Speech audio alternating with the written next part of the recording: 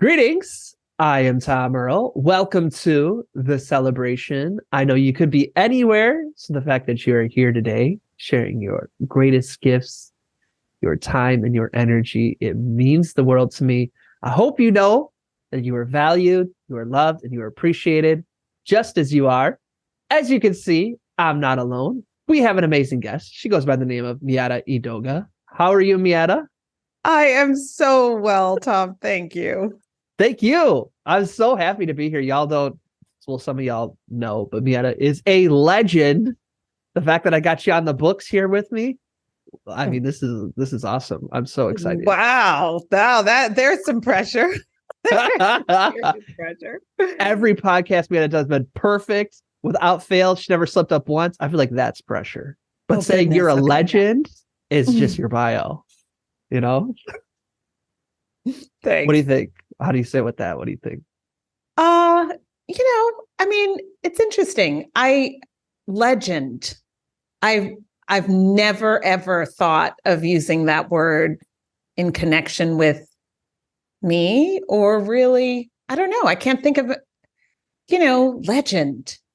I'm trying to think of who I believe is a legend, but thank you. What is a legend? What do we think as an affirmation? Someone is a legend. Yeah.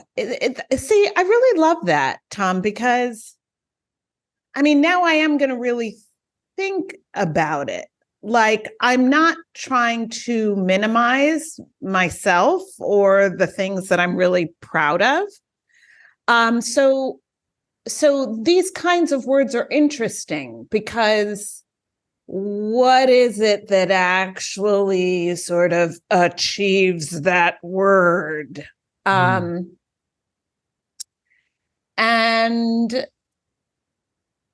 so I'm now you've already got me thinking, and we're literally 30 seconds in to this thing. Like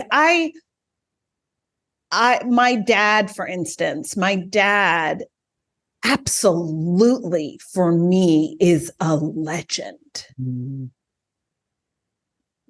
But very few people know his name. Do you know what I mean? So it is interesting. I know lots of musicians are referred to as legends. Like John Legend. Yeah, exactly. It sounded so funny. Like I saw the moment and I took it, and it wasn't as funny as I thought it was going to be. See, I thought you were going to say John Lennon, but that's another whole conversation because there we go. Yeah. I really, let me just go on record as saying I am pretty musically clueless. Like I really, really am. And it's interesting because I've listened to many episodes of your podcast, and I know you are not musically clueless at all. So I just need to warn you that we really can't go down the music route. Okay. I had a music-oriented icebreaker. It is off the table. Yeah, it probably should be, because I know nothing, like literally just no one. Yeah. Well, why don't we do this? Why don't we wave to the camera? This is what we look like. And then we can just turn our videos off. I find that awesome. I love that part. And we can turn off the ring lights.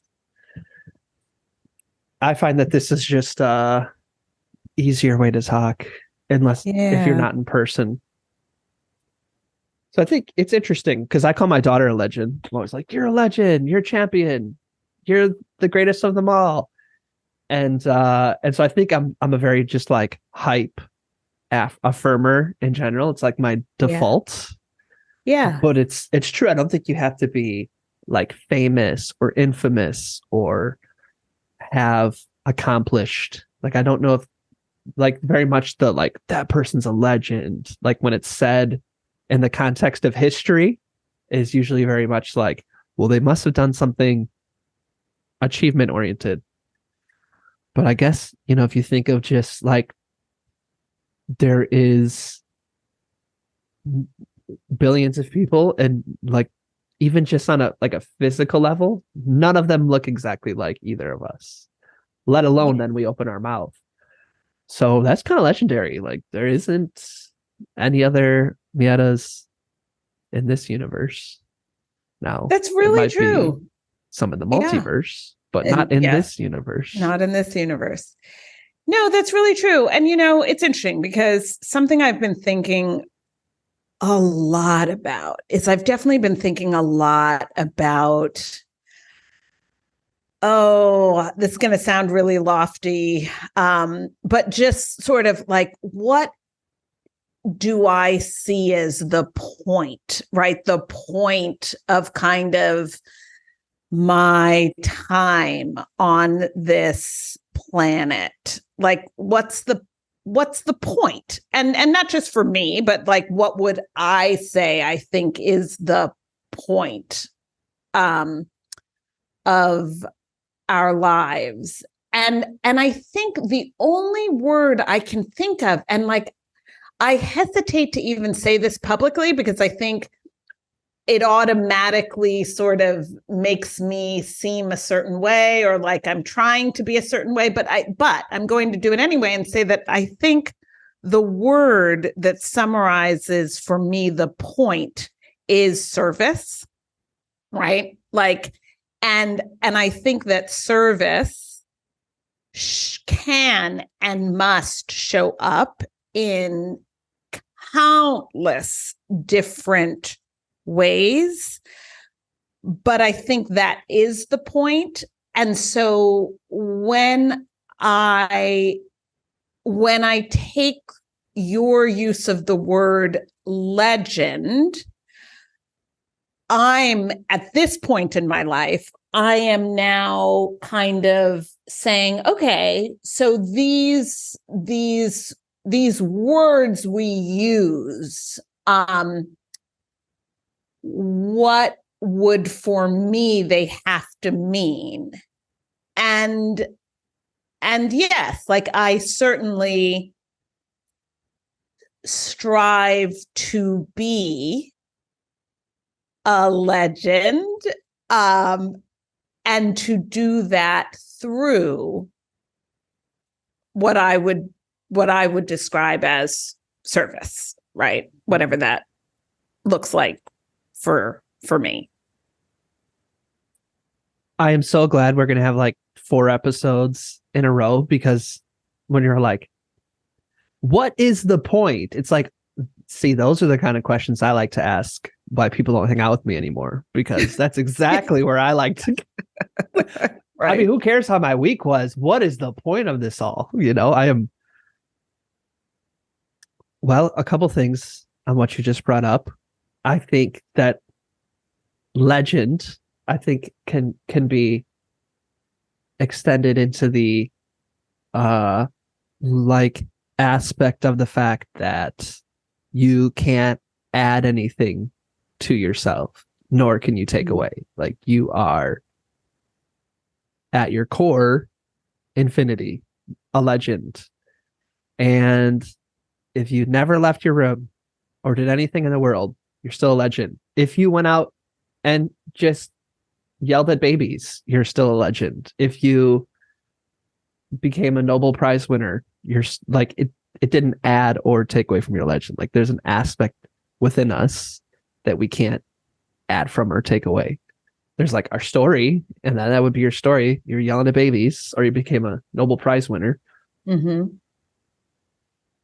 And I appreciate the point of it is to like serve is service. And then of course we got to go, well, what does that mean? And I went through a pretty long period of always being sick, like from my daughter, from some of the psoriasis medicine I was using, from grief. And there was like times where I just like couldn't do anything. And so I was like, okay, well, what is my identity if I can't like show up for people? And so that's kind of like a tricky one is when I think service is viewed through the lens of like showing up for people or helping people or doing things. And so I think one of the places I'm trying to like arrive at is like the point of life, if it's going to be universal, can't involve a doing because we can't all do. So I used to really think that the point of life was to like find happiness and joy. And I think that that is one of the great sales jobs of capitalism. I think it's Yes, a I would agree trap. with. Okay, Yeah. talk to me. Yeah, no, I so interesting. Oh my gosh. And this is where I just have to really go on record as saying, like, this is all stuff I am really puzzling with. So I don't necessarily feel like I have um, coherent thoughts per se. But I I believe that lie, that the purpose, the point is happiness. I actually believe that lie is the source of so much pain. Um, I I think in an odd way, right? It's more to me uh, a sense of peace, and or maybe it's acceptance, right? Because I actually fundamentally believe that life is incredibly hard, that it is actually incredibly painful. But I love, genuinely love this life experience. And so when I say I think it's painful, right, I'm not sort of saying that that's this state in which I exist, but I think there is an acceptance of the fact that it's painful, or the beginnings maybe of an acceptance that it's painful, that has actually led to my happiness, if that makes any sense at all. I was with you except for just right at the end. Do you mind? And it sounded like maybe even that was something new that you've arrived at. Do you mind? Yeah. So this is where it gets hard for me, right? It gets hard for me because I think that I do believe it's a lie, that it's all about the pursuit of happiness, or at least I think it's a lie on the level that we understand that, right? I think that um okay, we'll go down that road in a second. But so for me, it is actually, the journey is a journey of actually accepting what is so, not what I wish were so, not the sort of experience that I have carefully crafted in my head as the experience that I need to have in order to be happy. That actually the point is a journey of learning to accept what is, and that is actual happiness. So, Tom, where I get flummoxed is that I think what this has me saying is, yes, the purpose is happiness, but not what at least and I think many of us think that is. If that is that better? That was amazing. And flummoxed, y'all, means bewildered or perplexed. That was a nice word. I like that. Oh, I like the Flummoxed. word flummoxed. Yeah, Yeah, that's I'm one adding I've that. liked. Flummoxed. That was great. See, Miata, this is what I'm talking about. This is the exact kind of conversations I try to have with everybody. I love this. I have so many thoughts. I'll go in reverse order. Okay. Yes, I'm totally with you. First of all, totally with you. My first introduction to all of this was, I don't know if it was my first, but my big one was I was reading the I don't know if it's the autobiography of Huey P.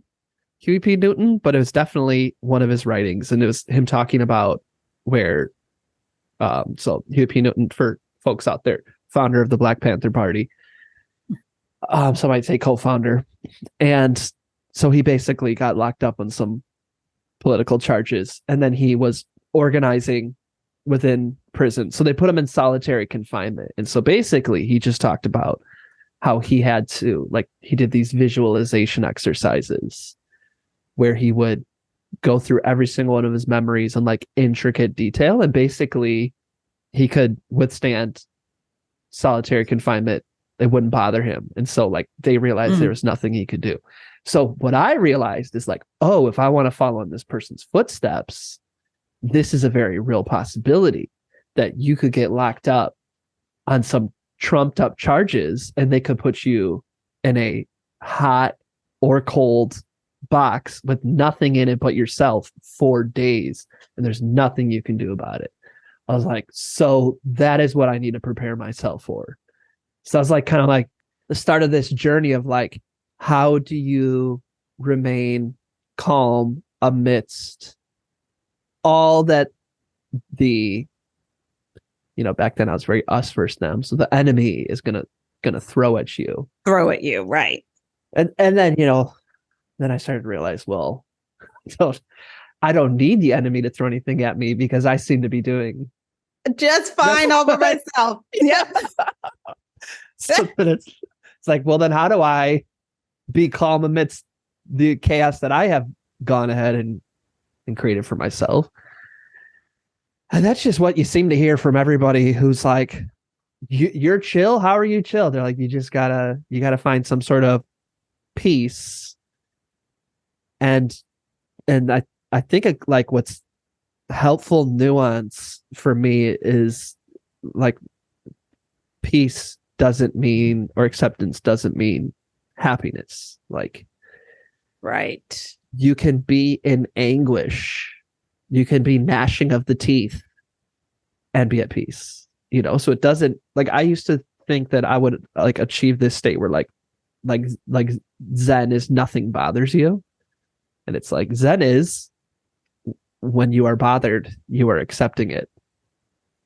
Right. It's like, oh, I am so sad that it's not then like, and I shouldn't be, and I should be this. And it's like that whole layer of, this isn't how I should be. This isn't who, it's just like, well, it is.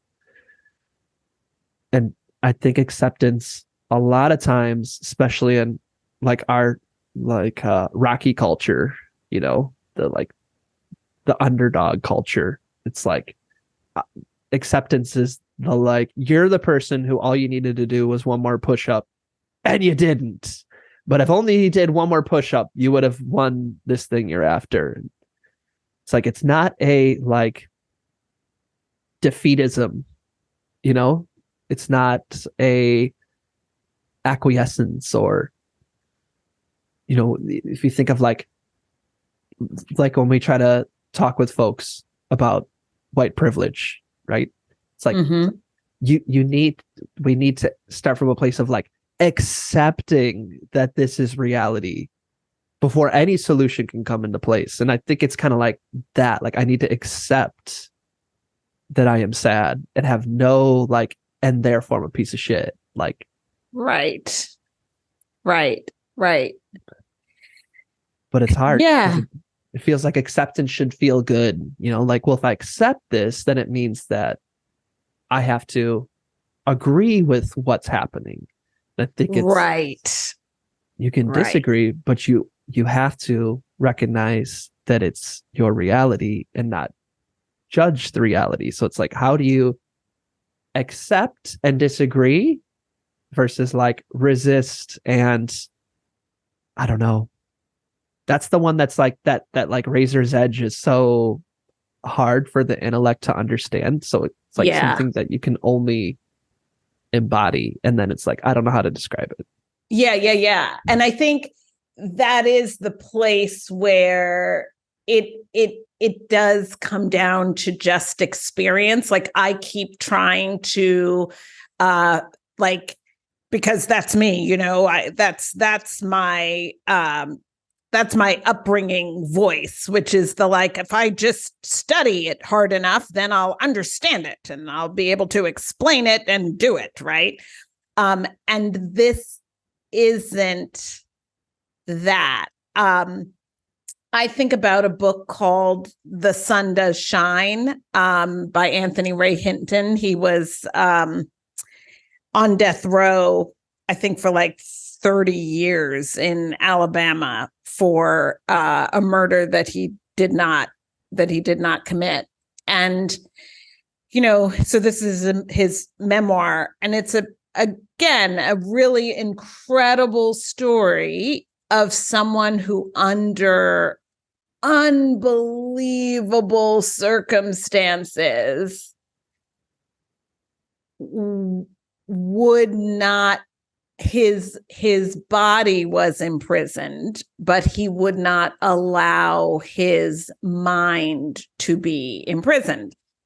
And I think all of these examples that we have that we're able to sort of see and learn from, they're super powerful, but they can also make us think, like you said, you know, all right, so that's the goal, right? My goal is that I have to be able to like be in prison on death row for something I didn't do and still be okay. And I try to just use these teachings as reminders for me, just reminders of this is the work. This is the work, like to bring myself back to this is the work. And I think you're absolutely right that where we will intellectually struggle is we'll say, well, how do I then do something about it if I have accepted it? But acceptance doesn't mean, I guess it doesn't mean passivity. It just means that I'm going to do the next step without with a minimum amount of energy going towards why is this thing happening? I hate this thing that is happening, because the thing is happening. So that is what is real. You know, so it's about kind of just simply being able to take the next steps. But something you said that I don't want to forget, because I definitely want to hear more about your thoughts on this, is you were saying how the point can't be about doing something, right? And Tom, like, I do really agree with that, in that I feel like I did for a really long time think the point was about accomplishments, getting things done. For me, service has changed that, because I feel that service is much quieter. And I do feel that a part of service, a big part of service, is really just looking at, or can be really looking at, what the energy is that we are contributing in the world, right? But I'd love to hear more about that, because especially when you said everybody can't do something, that absolutely resonates with me, right? Because I do think our society is incredibly like ableist and all kinds of things like that don't take into account, all the ways in which that's not possible for so many. But I've said a lot. What do you mean you've said a lot? I feel like I've just gone on a bit of a ramble. Well, I know lots of people are going to listen to this, but, well, who knows? But ultimately, it's just me and you. So with me and you don't have to give any disclaimers. Oh, good. Thanks. Like, one of the things I wrote was that I wanted to circle back to is you had said, like, I want to go on the record that I don't have all these things figured out. Do you remember that? Oh, yes. Yes. You also don't have to qualify. Say yes. I think we can't, it's one of these, one of my friends and I talk about this thing Wayne Dyer says, where it's like, let yourself be misunderstood. And it's so hard, especially for me, growing up and having like PTSD from trauma, that like, well, controlling how people view you is survival. And I think especially the more you're on the outside of the, like, who gets access to power and privilege, like that becomes, it's like part of the way I have to think of raising my child is like, I want you to be innocent, and you're going to eventually have to become self-aware that people's perceptions of you can cause you harm. So it's like so hard to just want people to just understand our intention and what we're trying to say and the heart behind it. And especially in the age of the internet, especially in the age of AI, you know what I mean? It's like vulnerability is such a kick in the face. Yeah. Yeah. I used to think when Brene Brown would talk about vulnerability, it's like, I get vulnerability. And then the more I've lived life, it's like, oh, it seems like such a simple, like, whatever vulnerability is, it's like 1,000 words or more. Yes. Yes. I love that you just said that, because I feel exactly the same way. Like I was always like, well, not always, but I was like, yeah, I'm a very vulnerable person. Like I understand the importance of vulnerability. Let's lean into vulnerability. And then, yes, I'm like, oh man, no, no, there are so many deeper levels of it that are like, yeah. I mean, so yes, we need to keep leaning into it, but whew, it's hard. And one of the things that makes it really hard, once again, capitalism, marketing, is if you get into any sort of entrepreneurship or negotiation or anything, they have this thing called tactical empathy.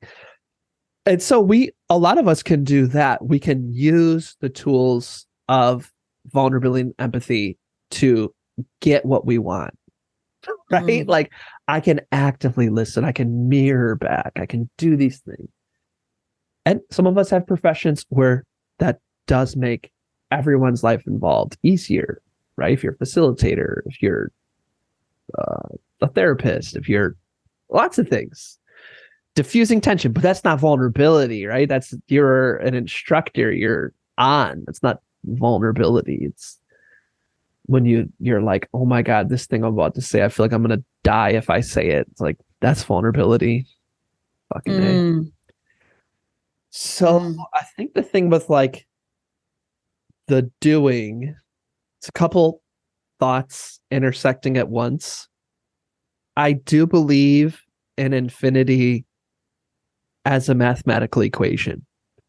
So mathematicians have been able to demonstrate that like infinity is a fact. And so they have like these different like models that they can show of how things can repeat. Like the one that changed my life is a trip to infinity on Netflix, where they kind of like show these models of how like if you put an apple in a box, it will eventually decompose and then it'll eventually turn to like gas and then it'll be like vapor. And this is over like millions of years, right?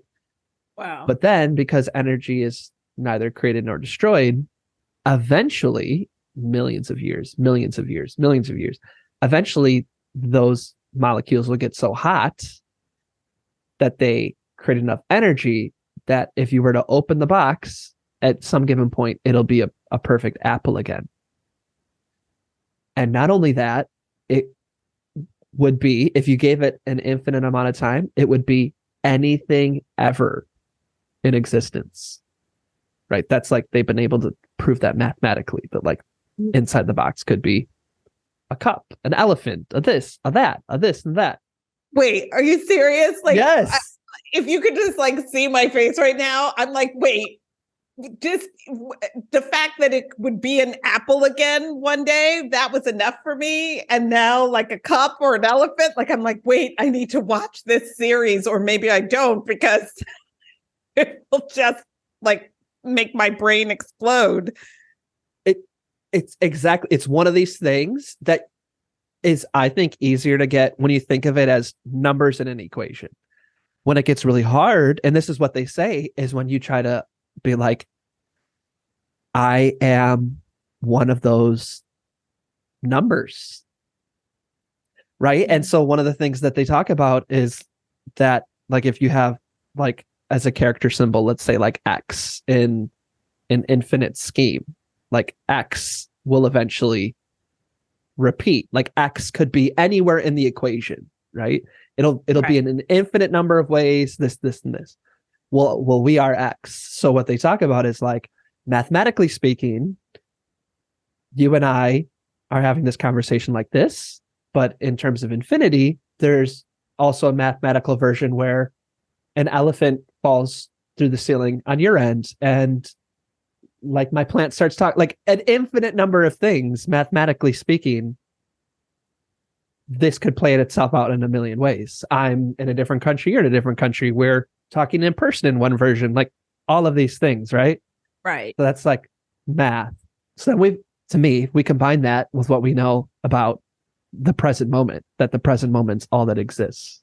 There's nothing else. So to me, then it's like this infinity stuff isn't happening in the past or present. It's happening now.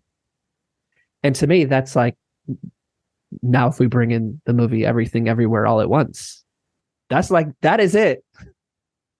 You and I, this is why it's like, it can't be doing, because if we believe in this, like this infinite equation, I have every decision I could have made differently in my life in terms of mathematically has been made.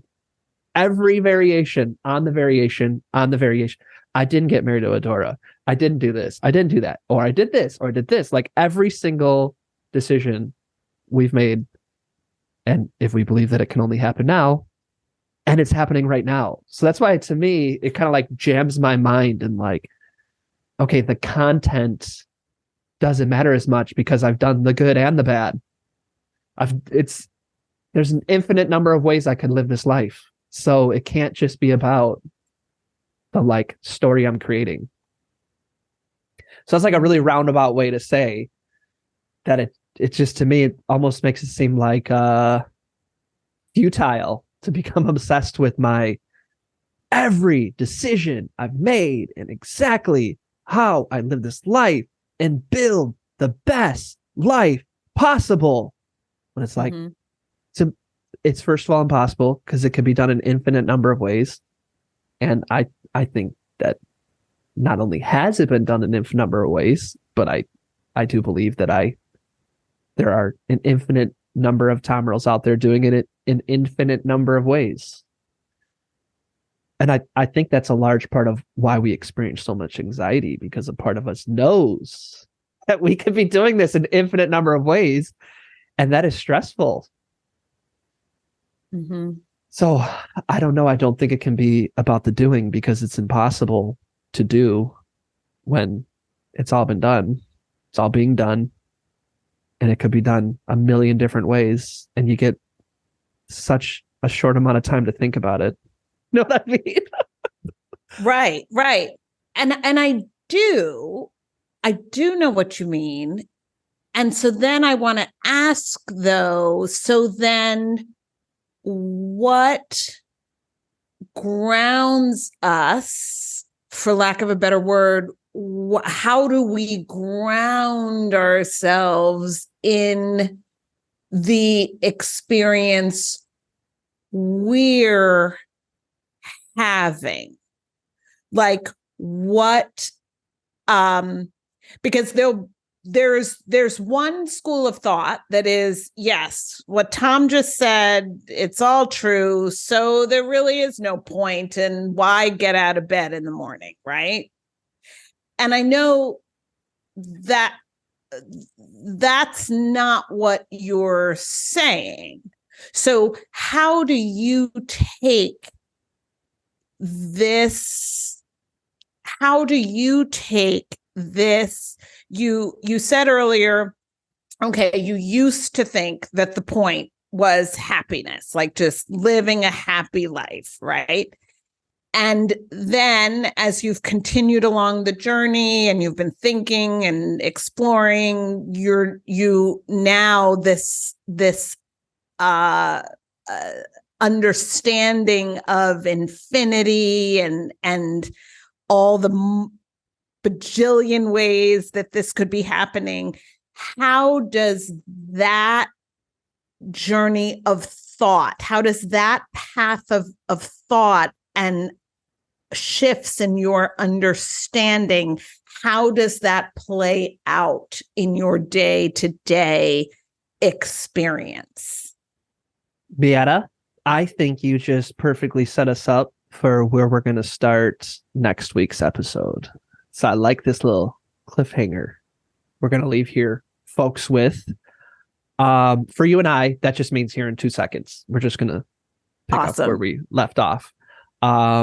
So we're going to bookmark that. But is there any closure, anything you want to add to these final 2 minutes in this episode? I do have a closing ritual, but it isn't because I always try to keep it to 30 minutes because we clearly, this is why we scheduled 2 hours. We have much more to go, but I try to keep the episodes themselves to 30 minutes. I think we're at like 36. Brilliant. So is there anything you want to put into the space before we move into our closing ritual? No, no, it feels like, yes, it's just a conversation that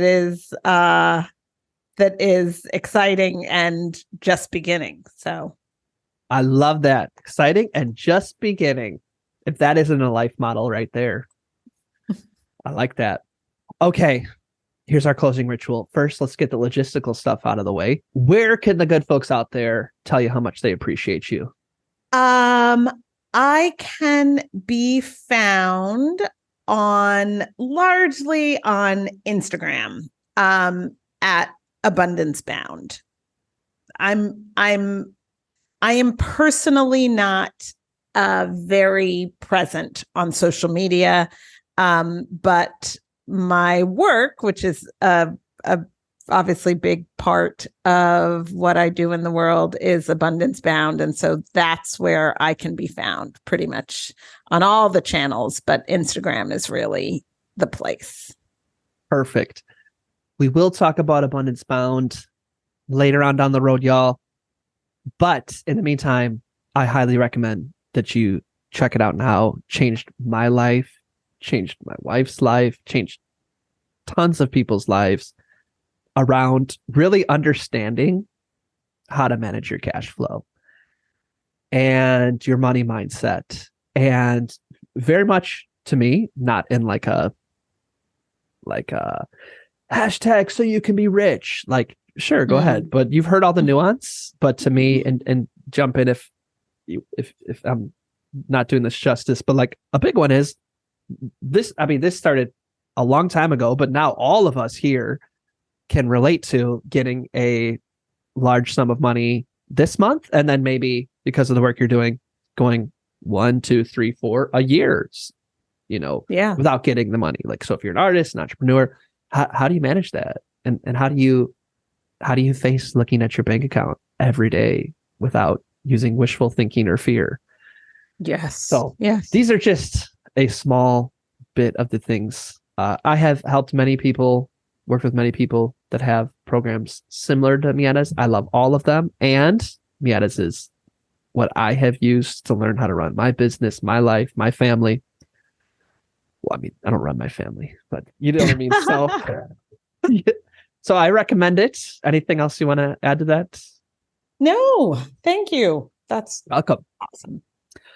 You can find me at Tom Earl Artist on all social, or tomearl.me/DCM invite. That's our direct connect method community, where really we wrestle with all these things we've been talking about today. All right, y'all. Miata, thank you so much. I'm so excited to have you back next week. I appreciate you. I can't wait. And to all those listening, as always, we're wishing you peace and blessings. Thank you. One more thing. I'd love to continue the conversation. Feel free to join me at tomearl.com/join. Subscribe below, or let's connect on social media. Tom Earl Artist. Thanks again for watching.